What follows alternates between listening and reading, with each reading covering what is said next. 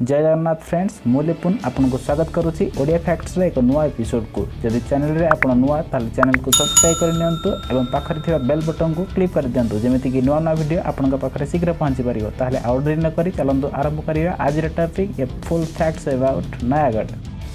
पूर्व भारतर ओडिशा राज्यर 30 गोटी जिला मध्यरु नयागढ़ अन्यतम।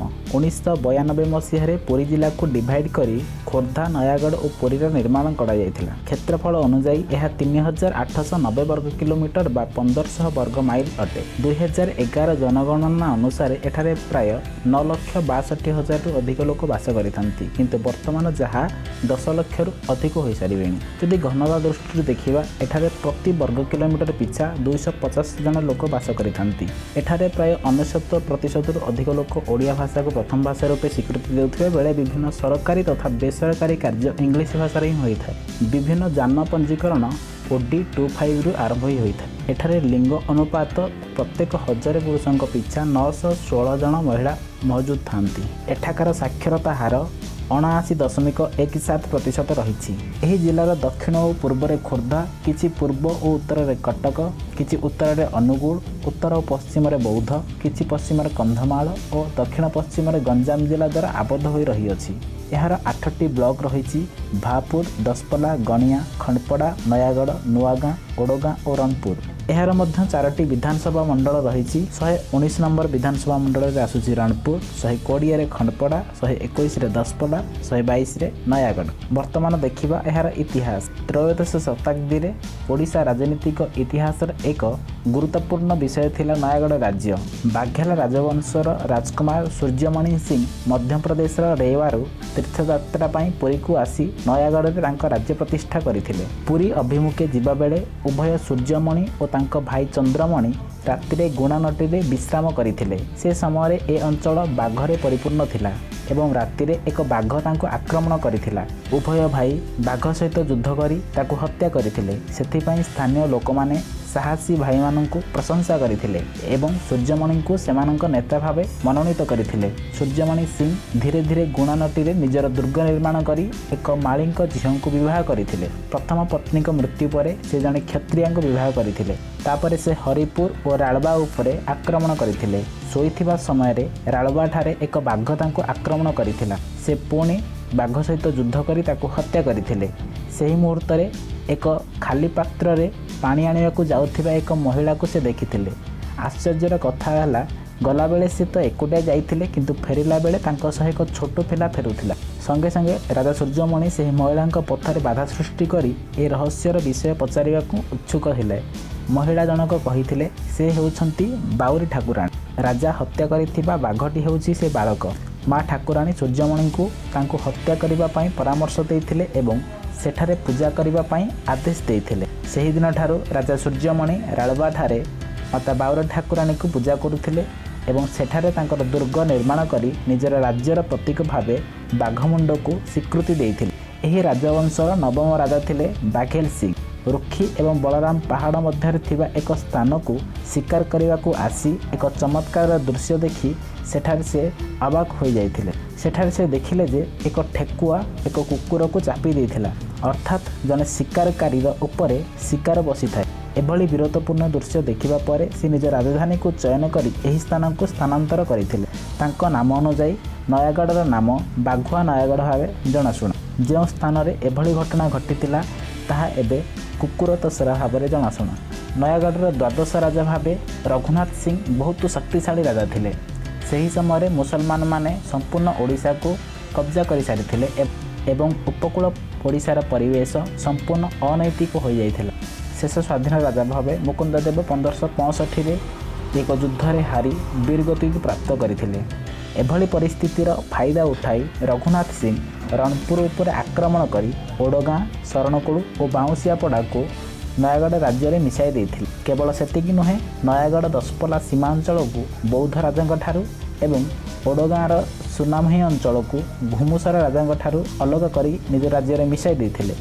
आहुरी मध्य बाणपुर किछि अंचल से अख्तियार करथिले। मृत्यु पूर्व निज राज्य को से निज 3 पुओं भितर बांटी देथिले। हरिहर सिंह को नयागढ़ राज्यटी, जदुनाथ सिंह को खंडपड़ा राज्य दे देथिले। हरिहर सिंह पुओ गदाधर सिंह ଥରେ ରଣପୁର ରାଜାଙ୍କ ସହ ଯୁଦ୍ଧ କରୁଥିବା ସମୟରେ ଘୁମୁସରର ରାଜା ନୟାଗଡ଼ ଉପରେ ଆକ୍ରମଣ କରିଥିଲେ। ସୁନାଲାଟି ଗ୍ରାମର ପିଣ୍ଡିକ ପାଟସାହାଣୀଙ୍କ ସହ ମାତ୍ର 150 ଜଣ ସୈନିକ ଘୁମୁସରର ବିଶାଳ ସୈନିକଙ୍କୁ ଆକ୍ରମଣ କରି ପରାସ୍ତ କରିଥିଲେ। କିନ୍ତୁ ପରବର୍ତ୍ତୀ ଯୁଦ୍ଧରେ ଶ୍ରୀ ପାଟସାହାଣୀଙ୍କ ଶତ୍ରୁଙ୍କ ଦ୍ୱାରା କାବୁ ହୋଇ ନିଜ ଜୀବନକୁ ଉତ୍ସର୍ଗ କରିଥିଲେ।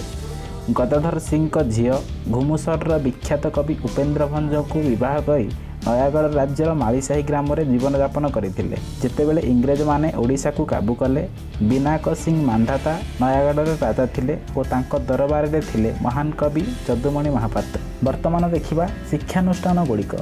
ଶିକ୍ଷାନୁଷ୍ଠାନ ଗୁଡ଼ିକ ମଧ୍ୟରେ ପ୍ରଥମେ ଆସିବ ନୟାଗଡ଼ ଅଟୋନମସ୍ କଲେଜ, ଯାହାକି 1961 ମସିହାରେ ଶ୍ରୀ ଭ୍ରମରବର ଜେନାଙ୍କ ଦ୍ୱାରା ନିର୍ମାଣ କରାଯାଇଥିଲା।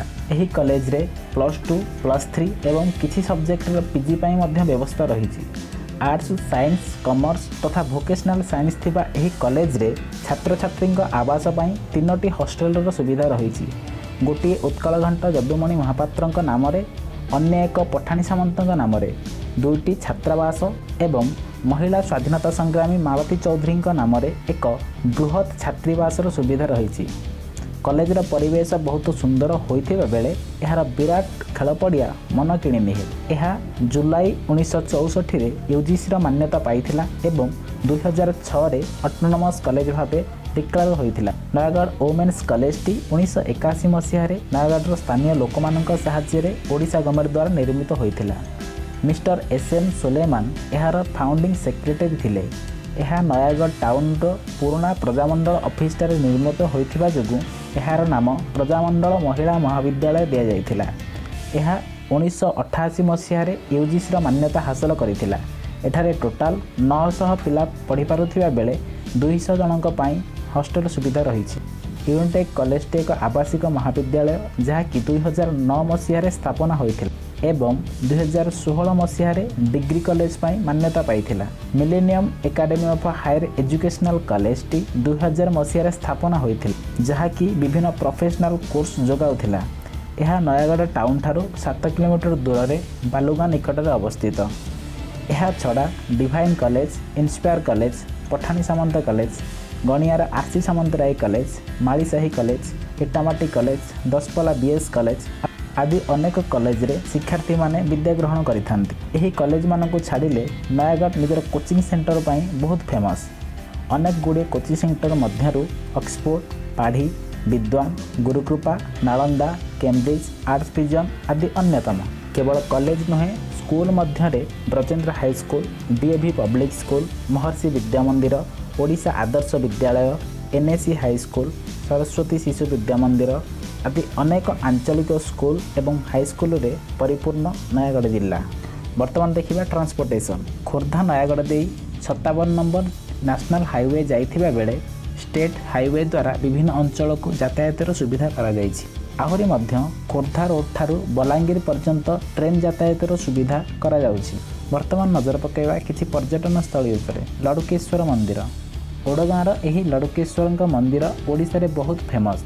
ପ୍ରତି ଭକ୍ତ ମହାକାଳଙ୍କୁ ଲଡ଼ୁ ବାବା ବୋଲି ଡାକି ଏଠାକୁ ଦର୍ଶନ ପାଇଁ ଆସିଥାନ୍ତି ଓ ନିଜ ନିଜର ମନବାଞ୍ଛା କାମନା କରିଥାନ୍ତି। ଏହା ଭୁବନେଶ୍ୱର ଠାରୁ 100 କିଲୋମିଟର ଦୂରରେ ଅବସ୍ଥିତ ଏବଂ ନୟାଗଡ଼ ଠାରୁ 13 କିଲୋମିଟର ଦୂରରେ ଅବସ୍ଥିତ। ନୀଳମାଧବ ମନ୍ଦିର। ଏହି ମନ୍ଦିର ଖଣ୍ଡପଡ଼ାର କଣ୍ଟିଲୋରେ ଅବସ୍ଥିତ। ଏହା ନୟାଗଡ଼ ଠାରୁ ପ୍ରାୟ 35 କିଲୋମିଟର ଏବଂ ଭୁବନେଶ୍ୱର ଠାରୁ 60 କିଲୋମିଟର ଦୂରରେ ଅବସ୍ଥିତ। ଆଉ ଏହା ବିଶ୍ୱାସ କରାଯାଏ ଯେ ଜଗତର ନାଥ ପ୍ରଭୁ ଜଗନ୍ନାଥ ଏହି ନୀଳମାଧବଙ୍କର ଦ୍ୱିତୀୟ ରୂପ, ଯାହାଙ୍କୁ ପୂଜା କରୁଥିଲେ ଶବର ରାଜା ବିଶ୍ୱାବସୁ। ରଘୁନାଥ ମନ୍ଦିର। ଏହା ଓଡ଼ଗାଁର ଏକ ପ୍ରସିଦ୍ଧ ମନ୍ଦିର, ଯାହାକି ନୟାଗଡ଼ ଠାରୁ ପ୍ରାୟ 27 କିଲୋମିଟର ଦୂରରେ ଅବସ୍ଥିତ। ଏଠାରେ ପ୍ରଭୁ ରାମ, ମାତା ସୀତା ତଥା ଭ୍ରାତା ଲକ୍ଷ୍ମଣଙ୍କ ସହ ପୂଜା ପାଉଛନ୍ତି। ଦକ୍ଷିଣକାଳୀ ମନ୍ଦିର। ଏହି ମନ୍ଦିର ନୟାଗଡ଼ର ପୁରୁଣା ସହରରେ ଅବସ୍ଥିତ। ଏଠାରେ ମା ଦକ୍ଷିଣକାଳୀଙ୍କୁ ଆରାଧନା କରାଯାଏ। ନୟାଗଡ଼ ମାତା ଦକ୍ଷିଣକାଳୀଙ୍କ ମନ୍ଦିର ପାଇଁ ବହୁତ ପ୍ରସିଦ୍ଧ। ରଣପୁରର ଜଗନ୍ନାଥ ମନ୍ଦିର। ଓଡ଼ିଶାର କୋଣ ଅନୁକୋଣରେ ମହାପ୍ରଭୁଙ୍କ ଜଗନ୍ନାଥ ମନ୍ଦିର ରହିଛି, କିନ୍ତୁ ପୁରୀର ଶ୍ରୀମନ୍ଦିରକୁ ଶ୍ରୀକ୍ଷେତ୍ର କୁହାଯାଉଥିବା ବେଳେ ରଣପୁରର ଶ୍ରୀ ଜଗନ୍ନାଥ ମନ୍ଦିରକୁ ଦ୍ୱିତୀୟ ଶ୍ରୀକ୍ଷେତ୍ର ବୋଲି ଗ୍ରହଣ କରାଯାଏ। ଆଉ ଏକ ବଡ଼ କଥା ଯେ ପୁରୀରେ ରଥଯାତ୍ରା ପାଇଁ ପ୍ରସ୍ତୁତ ରଥର କାଠ ସବୁ ଏହି ନୟାଗଡ଼ରୁ ହିଁ ଯାଇଥାଏ। ଅଧିକାଂଶ କାଠ ଦଶପଲ୍ଲା ଓ ଗଣିଆ ଅଞ୍ଚଳରୁ ହିଁ ଯାଇଥାଏ। जलेश्वर मंदिर डीहगाँ। यह देवदेव महादेवଙ୍କ मंदिर दशपल्ला ठारू गणिया ब्लॉक रास्तार जीवार मात्र 5 किलोमीटर मध्य पड़ी थाए यह मंदिर। एठारे कार्तिक पूर्णिमा तथा श्रावण मासरे भक्तों भिड़ लगे। रणपुर मणिनागेश्वरी गुंफा, यही गुंफा को देखापी ओडिशार कोण अनुकोणर लोक छुटी आसी था।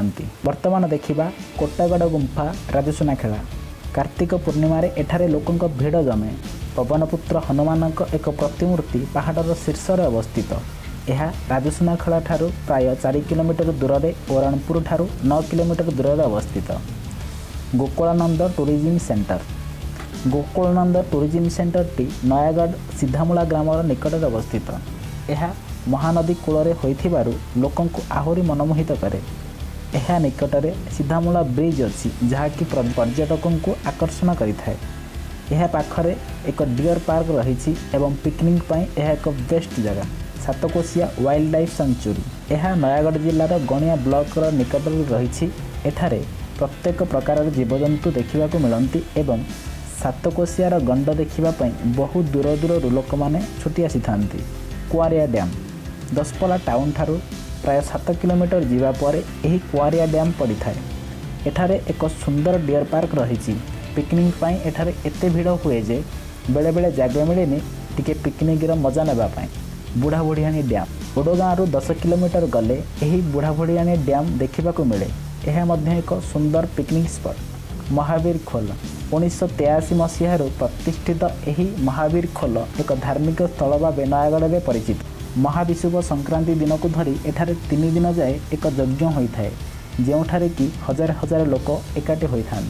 भीमरा कहुए जे द्वितीय पांडव भीमसेन एठारे किछि दिन रही एवं तांकर पाद चिन्ह मध्य एठारे अछि। यहाको देखिबापई लोक माने बहुत दूर दूर आसी थांती। कार्तिक मासरे एठारे अधिक गहली होता है। गिल्ली पत्थर और गड्डा भितर यह मध्य एक धार्मिक स्थल जोठारे प्रभु गिरिगोवर्धन को पूजार्चना कराए। मणिभद्रा माँ कलापाट ठाकुरानी विजयस्थली महानदी कूल अवस्थित यही स्थान पिकनिक पई बहुत फेमस। एठारे प्रतिवर्ष शीतल षष्ठी दिन को धरी प्राय 4 दिन विश्वशांति महायज्ञ पालन कराए। हजार हजार लोकों को वस्त्रदान, अन्नदान, प्रवचन आदि विभिन्न धार्मिक कार्य नियोजित करते प्रभु जगन्नाथ। नयागढ़ में बहुत फेमस यज्ञ भाव में यह ओडिशा जनाशुना। दशपल्लार लंकापोड़ी दशपल्ला तो नयागढ़ संस्कृतिर गंताघर। एठारे आयोजित होउथिबा लंकापोड़ी यात्रा केवल ओडिशा नुहे परंतु पूरा भारत में ख्यात।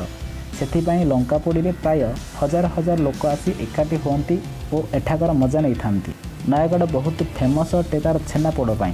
बेस्ट क्वालिटी छेनापोड़ इटामाटी और माछीपड़ारे मिलता है बोली शुणा जाए, किंतु फतेगढ़ अंचल में कम दाम रे भल क्वालिटीर छेनापोड़ मिले बोली खबर अच्छी। वर्तमान देखिबा बिजनेस कथा कहबाकू गले नयागढ़ ठारू मात्र 6 किलोमीटर दूर अवस्थित इटामाटी को नयागढ़ बिजनेस सेंटर बोली कहुए। द्वितीय आसी थाए राजसुनाखेला, तृतीय निजे नयागढ़ एवं चतुर्थ आसी थाए दशपल्ला टाउन। नयागढ़ जिलार राजनीति इतिहास देखा गले 1951 मसीहा परठारू एठारे 4टी विधानसभा मंडली रही। विधानसभा मंडल 119 अच्छी रणपुर, 120 खंडपड़ा, 121 दशपल्ला, 122 नयागढ़।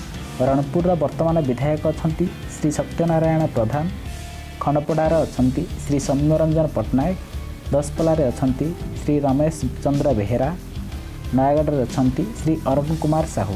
संपूर्ण भाव कहबाकू गले आम नयागढ़ माटी बहुत सुंदर। एठाकर समस्त लोक सुख समृद्धि जीवन यापन काटती। एमाने समस्ते मोर निजर, कारण मु मध्य नयागढ़ जिलार गणिया ब्लॉकर। से समस्त को मोर ये छोट अनुरोधटीए जे सबुबले मनरे ये गोटे कथा रखिए, आमरी संपत्ति आम नयागढ़र उन्नति। जय नयागढ़, जय ओडिशा, जय भारत।